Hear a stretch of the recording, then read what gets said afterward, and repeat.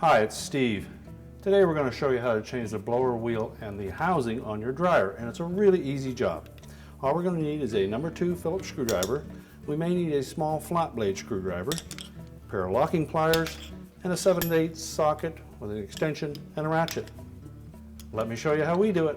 Now before we begin this repair, the first thing we'll need to do is to disconnect power to the dryer. So if it has a cord on it, simply unplug it, or if it's a hardwired dryer, locate the fuse or breaker panel and turn the power off there. We'll next want to pull that dryer out far enough that we can access 2 screws that secure the top to the cabinet. And we'll remove those 2 screws and just slide that top back about 1/2 inch and then lift it off and set it aside. Now our next step will be to remove 2 screws at the very top that secure the brackets that hold the control panel in place. We'll lift the control panel up, tilt it back out of the way, and then we'll remove the 2 top ones. We'll have to hold that panel up against the cabinet so that it doesn't become dislodged. Now our next step will be to open the door. We're going to remove these 2 screws just below the lint filter. Then we'll also remove 2 screws at the very bottom that secure the bottom of the front panel. Next we'll disconnect this 2-wire harness to the door switch, and we'll also remove the single black wire that is attached to the light bulb. And then we can remove the top 2 screws securing that front panel to the cabinet. We'll want to support that whole assembly as we do that.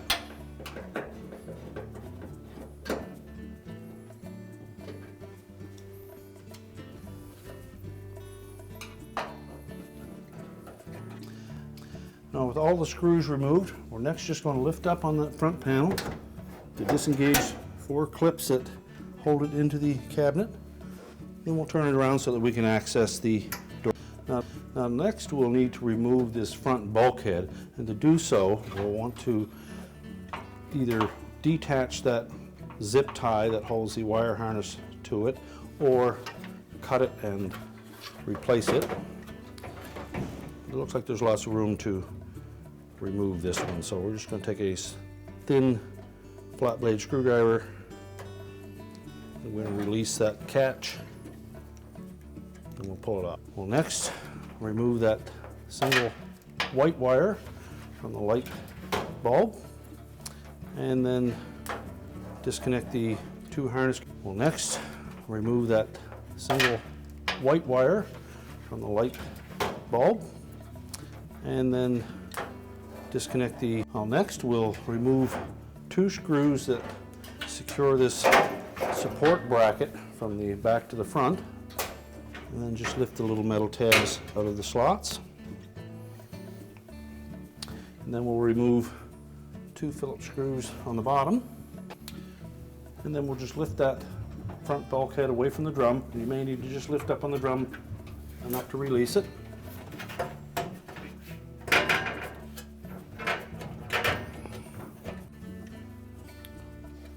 And then we'll set that aside. Now our next step will be to release the belt tension on the drum. So we're just going to reach in on the right hand side here and then in through the center. We feel both sides of that belt, and you'll feel that it, from the left side, it goes over across the top of an idler pulley and then down onto the pulley on the drive motor. So grasp that idler pulley, pull it to the left, release the tension, slide the belt off the motor pulley.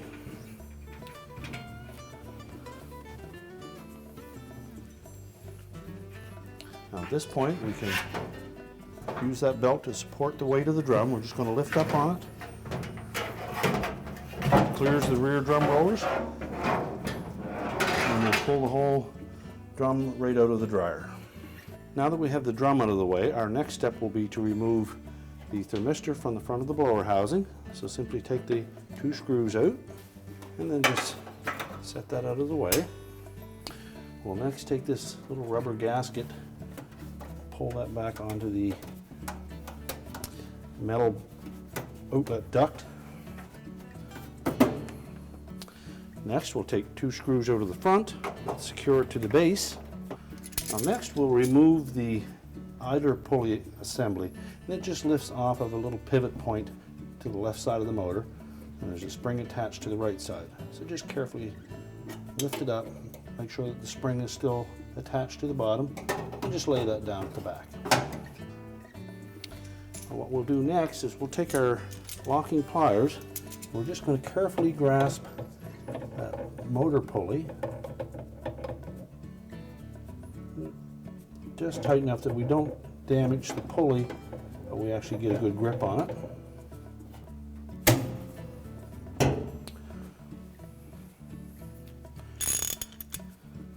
In the center of the blower wheel hub has a 7/8 hex shape on it. We'll use our socket and extension, and it is a left-hand thread, which means that we're going to turn it clockwise to loosen it. So with that socket firmly on the blower wheel, just turn it clockwise till it breaks free. Then we can just spin that blower wheel right off the motor shaft. Now there is also a locking device at the back of that blower housing that fits down onto the front of the motor. So take a flat blade screwdriver and just pry that tab out enough that we can lift that up and remove it.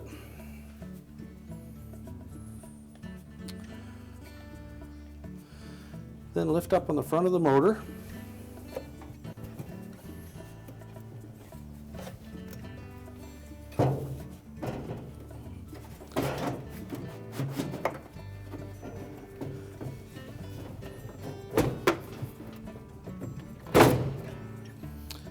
Once you lift up on that enough, that will free the bottom half of that front portion of the motor from the blower housing, and we can lift it away.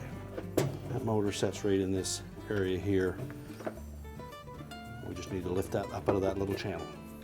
We can now discard the old blower housing and blower. Now when installing the new housing, we're also going to line up these 2 little tabs with these slotted openings in the base of the dryer. And we also need to make sure that the front bushing on that motor sets firmly down into this little U-shaped channel on the back of the housing. And as we slide that housing and blower into position, we'll want to center up the hub of that blower wheel on the motor shaft to allow us to push it straight back. So we'll start by doing that. Just tuck the end of the housing into the outlet duct. And lift the motor up enough that we can line up that blower wheel. And once we've got it started into that hub of that blower wheel, we can then lift up on the motor and then slide the whole housing back into place, lining up those 2 tabs on the bottom. Make sure they go firmly back into position.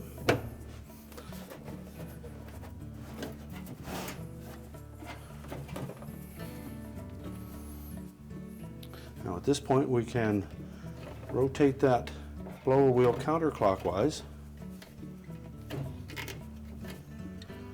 Just tighten it onto that motor shaft.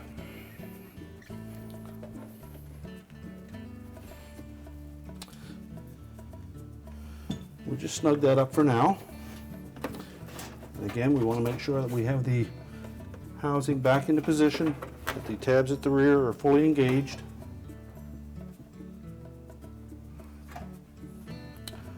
We'll reinstall the locking device on the front hub.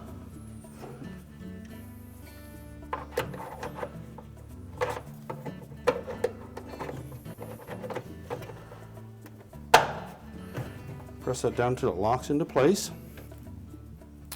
We'll install the 2 screws down through the housing into the base. Next, we'll install the screws down through the front of the blower housing into the base.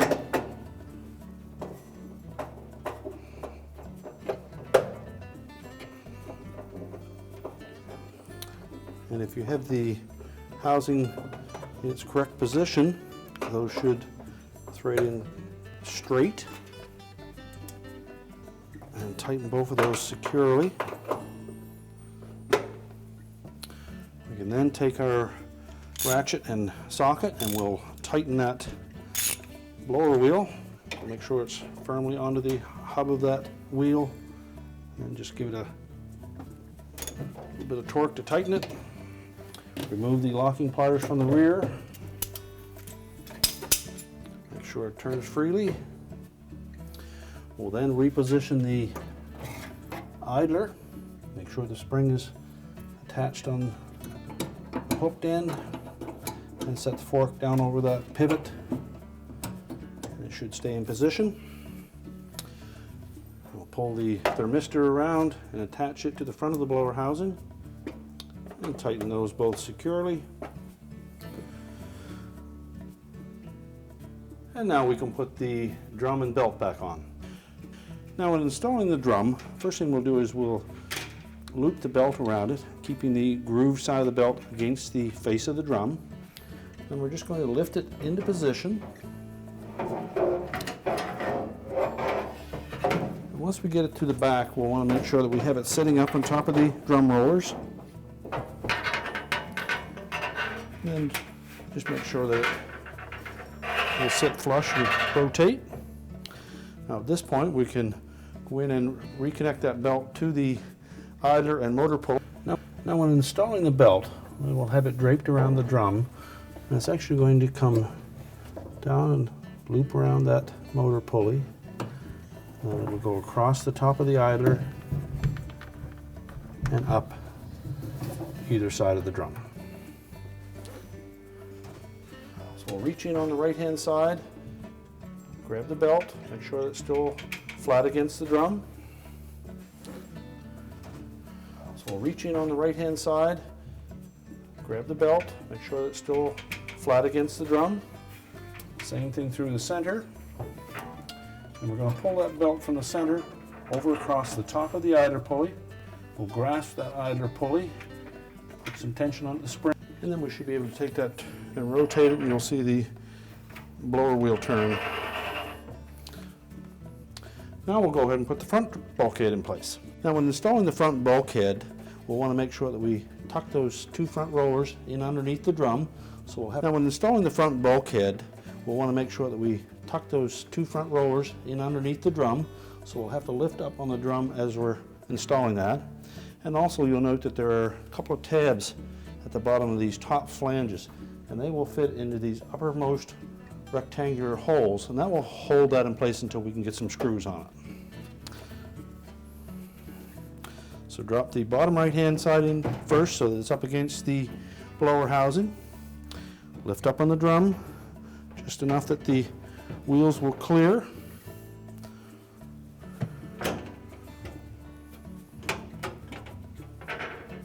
And then lift the whole assembly up, hook those tabs in. Feel around and make sure that that felt stayed in place. And you should be able to rotate the drum while holding it on the bottom of that. There. And next we'll reposition this support, line it up with those openings, make sure the two tabs fit down into the slots, and then install the two retaining screws. Now next we'll put the control panel back in position. So we'll just lay that across the top of the drum first. We'll reconnect the wire harnesses, making sure that the locking tabs engage on those. And we'll also reinstall that zip tie to hold those harnesses in place. Now if you cut the original one, you'll need to install a new one there. We can reattach the white wire to the rear terminal on that light bulb. Make sure it fits nice and tight.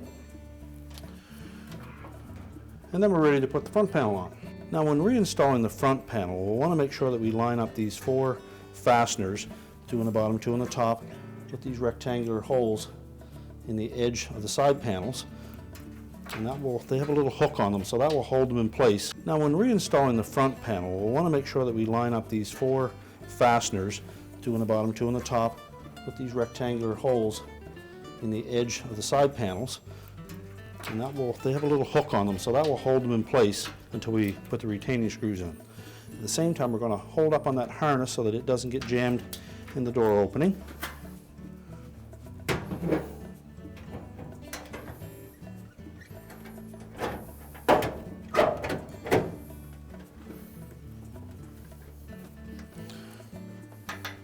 So we'll next reconnect that black wire.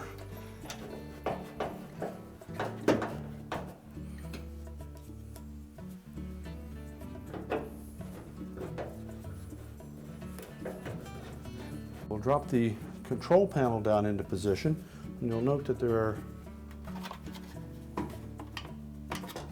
Now next we'll install the two screws on the bottom of the front panel.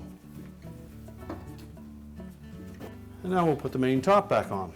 Now when installing the top, we want to make sure that we line up these slotted openings with tabs across the top of the console. So sit it down about a ½ inch back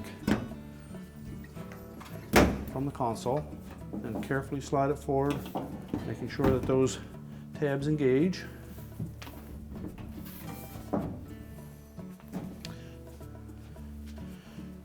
And then install the two retaining screws at the back. We're now ready to reconnect the power, and our repair is complete.